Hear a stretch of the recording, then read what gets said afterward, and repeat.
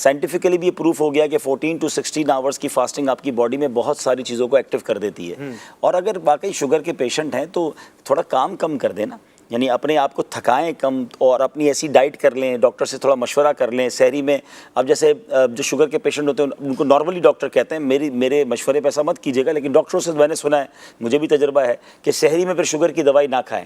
اچھا، تاکہ اس سے یہ ہوتا ہے کہ شوگر لو نہ ہو جائے، کیونکہ اصل پرابلم روزے والے کو یہ ہوتا ہے، شوگر والے کو یہ ہوتا ہے کہ آگے جا کے ظہر کے بعد یا عصر کے بعد اس کی شوگر لو ہونے لگتی ہے اور اب اس کے پاس کھانے پینے کی کوئی گنجائش نہیں ہوتی ہے. تو لوگ بعض اوقات احتیاط نہیں کر رہے تو روزہ رکھنا ہے تو ڈاکٹر سے پراپر مشورہ کریں، اپنی شوگر بتائیں تو ڈاکٹر آپ کی پوری دوائی کو سیٹ کر دے گا.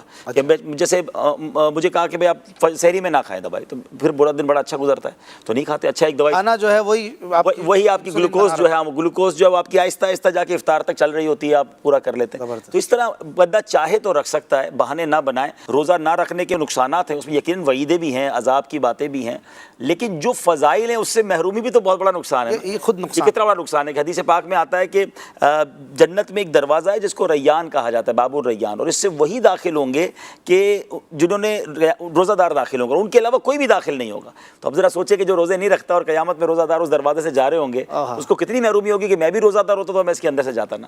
اسی طرح احادیث میں یہ بھی مضمون ملتا ہے کہ جس نے رمضان کا روزہ رکھا اور اس کی حدود کو پہچانا اور جس چیز سے بچنا چاہیے اس سے بچا تو جو کچھ گناہ پہلے کر چکا ہے اس کا کفارہ ہو گیا. سبحان اللہ. اب یہ رمضان کے روزوں کا ایسا فضیلت، ایسی فضیلت، پھر کیوں؟ اچھا، پھر قیامت کے دن روایتوں میں یہ بھی آتا ہے کہ جس دن لوگ حساب کتاب میں مصروف ہوں گے نا، روزہ داروں کے لیے دسترخوان لگایا جائے گا. یعنی اس ڈیفیکلٹ ڈے، کیونکہ انہوں نے دنیا میں کھانے پینے سے رکے ہوں گے، اللہ قیامت کے دن ان کے لیے دسترخوان لگا کر انہیں نعمتیں کھلائی جائیں.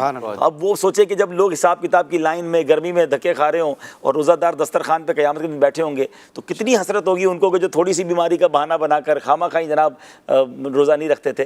تو ایٹ اینی کاسٹ کوشش پوری کرنی چاہیے کہ روزہ رکھیں. ہاں، پھر واقعی ورس کنڈیشن ہو گئی تو جو شریعت نے اجازتیں دی ہیں علماء کرام سے مشورہ کر کے وہ پھر الگ